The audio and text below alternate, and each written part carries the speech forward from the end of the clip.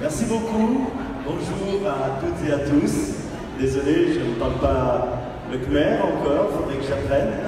Parce qu'on se voit tellement souvent que ce serait peut-être plus facile. Déjà, je voulais saluer votre venue de toute la France. Tout à l'heure, quand j'entendais s'égrener le nom des délégations, le nom des villes, chacune, c'est un souvenir personnel. J'ai même vu qu'il y avait des gens qui venaient de Bourgoin-Jallieu, en Isère. C'est ma ville natale, c'est où j'ai ma famille. Donc ça me touche profondément. Et je me dis, partout, quelque part où il y a un Cambodgien en France, c'est la France et c'est aussi le Cambodge. Et c'est une chose extraordinaire de vous voir rassembler parce que s'organiser ici, en France, en Europe, comme sur les autres continents, pour faire vivre le combat de liberté, de démocratie autour de Sam-Rainsy et de Kem Sokha, c'est quelque chose d'extrêmement important. Et je l'ai dit tout à l'heure dans l'interview, quand Rainsy m'a passé la parole sur Radio Free Asia, que oui, je serai là pour l'accompagner, comme d'autres parlementaires, et c'est normal. C'est notre devoir, c'est notre responsabilité. Il y a un autre aspect aussi de l'interview où le journaliste a dit, mais M. Rainsy, en appelant aux sanctions contre le Cambodge, est-ce que vous ne faites pas du mal au peuple cambodgien? Ce n'est pas Sam Rainsy qui appelle aux sanctions, c'est nous, Européens, qui posons ces sanctions. Bien sûr, et j'ai été parmi les premiers, en accord avec Sam Rainsy, a demandé à l'Union européenne de poser ces sanctions. Pourquoi? Parce que nous avons deux types d'accords. Il y a les fameux accords de Paris de 1991, signés par une vingtaine de pays, et où la France, à titre de pays d'accueil avec l'Indonésie, est garante du processus de démocratisation, de développement économique, de retour à la paix suite au régime des Khmers rouges. Ça, c'est une première chose. Et la France a des responsabilités avec les autres pays, mais encore plus en tant que pays hôte de cette conférence et de notre passé commun. Et puis, il y a aussi, au niveau européen, la politique d'aide aux pays en développement. Alors, au début des années 2000, l'Europe a constaté que quand nous aidions des pays en développement, quand nous envoyions de l'argent, c'était les potentats locaux qui prenaient l'argent. Ça n'arrivait pas au peuple. On se disait, il y a un problème. On a envoyé tant de millions d'euros pour le développement dans tel pays d'Afrique, et on se rend compte, 5 ans après, que le développement n'est pas construit, et que ce sont les présidents à vie, les dictateurs qui prennent l'argent. Alors on s'est dit, on va inventer un autre système d'aide au niveau européen qu'on appelle les systèmes préférentiels. Ça, c'est au début des années 2000. Et notamment, on a créé pour les pays dits les moins avancés, ceux dont l'économie était la plus faible, dont faisait partie à l'époque le Cambodge, mais aussi le Laos, la Birmanie et beaucoup de pays africains. On va plutôt favoriser le commerce dans ces pays sur tous les produits qu'ils exporteraient en Europe sans contingent de volume, sans quota et sans taxes. Et ça, bien sûr, sur tous les produits stratégiques ou militaires. Donc c'est le traité Tout sauf les armes, Everything but Arms. Et naturellement, parallèlement aux accords de Paris, le Cambodge a signé, à l'époque, dans les années 2004, je crois, ce protocole de système préférentiel. Mais en signant ces avantages qui étaient offerts par l'Union européenne à l'économie cambodgienne, en se disant, si l'économie se développe, elle va profiter aux citoyens, au peuple cambodgien, il y a en contrepartie l'obligation de respect de 15 conventions des Nations Unies ou de l'OIT, qui est l'Organisation internationale du travail, qui sont des règles de respect, de fonctionnement social et de fonctionnement d'état de droit. Et là, le problème, c'est que la responsabilité elle n'est pas que simple ainsi dit l'Europe doit sanctionner, ou que moi, je suis allé voir la commissaire au commerce, Madame Cecilia Malmström, pour lui dire, c'est pas possible, les choses ne sont pas respectées, la responsabilité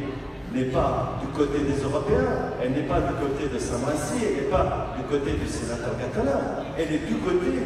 du pouvoir de Hansen qui n'a pas respecté sa partie des engagements. Celle qui est précisément le respect de ses droits. Et c'est même pas, on ne demande même pas dans ces droits la démocratie, élection libre, ça ce sont les accords de dépendance. On demande le simple respect de ratifier certaines conventions contre la torture, sur les droits de l'homme, sur le respect du travail, du non-travail des enfants, des choses comme ça. Et quand j'ai rencontré, c'était en janvier 2018, la commissaire européenne Cecilia Malmström, elle m'a dit « je vais réouvrir l'enquête ». Et d'ailleurs, on n'a pas visé que le Cambodge, puisque la même procédure d'enquête est en cours pour la Birmanie, le Myanmar, qui ne respecte pas non plus cette convention. Alors, les conséquences, y en a-t-il réellement pour la population cambodgienne si dans un mois, nous venions à arrêter ce système préférentiel? Je ne suis pas certain, parce que le gouvernement de Hun Sen triche. Il triche, il ment et il prend l'argent. L'argent des importations, il ne revient pas aux citoyens cambodgiens. Il revient aux sociétés d'exportation qui sont dans les mains de la clique de Hun Sen et de sa famille. Pour l'exportation du riz, je crois que c'est son neveu qui a la société d'exportation. Et donc, est-ce que le peuple bénéficie de ça ou pas? Pire, il vend du riz cambodgien qui est réputé et qui est le meilleur du monde. Sauf qu'il achète de manière totalement illégitime du riz aux Vietnamiens qui est souvent pollué, qui n'est pas de bonne qualité et qu'il revend comme du riz cambodgien à l'Europe, en trichant sur la provenance et sur la qualité. Alors voilà, je voulais expliquer ça, c'est peut-être un peu technique, mais c'est aussi cette responsabilité. La responsabilité, elle est dans les mains du gouvernement de Hun Sen, de sa famille prévaricatrice qui prend l'argent. Elle n'est pas dans la responsabilité, bien sûr, du peuple cambodgien. Et ce système préférentiel, et ce qu'en a conclu Madame Cecilia Malmström, c'est précisément qu'il ne bénéficiait pas à l'économie, il ne bénéficiait pas aux citoyens, au peuple cambodgien. Au contraire, il renforçait la fortune de la clique corrompue et autoritaire et dictatoriale qui est au pouvoir. Voilà, je voulais expliquer ça parce que la question des sanctions est toujours difficile à poser, mais il y a un contrat. Si le contrat était respecté du côté de Hun Sen, on pourrait continuer. Il faudrait quand même s'interroger de où va l'argent, où vont les bénéfices. Et aujourd'hui, effectivement, le bilan est triste. Et si M. Hun Sen ne réagit pas positivement, s'il ne rétablit pas des principes fondamentaux de l'état de droit, ça ne continuera pas. Bien sûr, au niveau européen, il y a eu des élections. Il y a des changements politiques. La réalité, c'est que le président du Conseil européen, le Premier ministre belge, M. Charles Michel, qui a été nommé président du Conseil, est un ami à nous, de la France. Il fait partie de Global Liberals, comme le mouvement du salut national. Donc, nous serons très vigilants. Nous ne lâcherons pas Hansen. C'est à lui de céder, ce n'est pas à nous de reculer. Et ce combat, nous le faisons pour la liberté, pour la justice de ce que nous faisons et surtout pour la liberté du peuple cambodgien. Je vous remercie. សូមថ្លែងអំណរគុណដល់ជ្រាលជ្រៅក្នុងនាមបងប្អូនទាំងអស់ជូនដល់លោកអង់ត្រីហ្កាតូឡាសមាជិកព្រឹទ្ធសភានៃសាធារណរដ្ឋបារាំងដែលបានបញ្ជាក់អំពីគោលជំហរនៃសហគមន៍អឺរ៉ុបចំពោះការដាក់ទណ្ឌកម្មទៅលើរបបហ៊ុនសែនលោកអង់ត្រីហ្កាតូឡាបានបញ្យល់ថាការដាក់ទណ្ឌកម្មនេះ គឺជាការអនុវត្តច្បាប់ផ្ទៃក្នុងរបស់ទ្វីបអឺរ៉ុបមិនមែនដោយសារអ្នកណាទាមទារឲ្យដាក់ទណ្ឌកម្មទេគឺអឺរ៉ុបខ្លួនគេសម្រេចចាត់វិធានការដែលជាការគោរពនៅអ្វីដែលគេបានសម្រេចខ្លួនគេ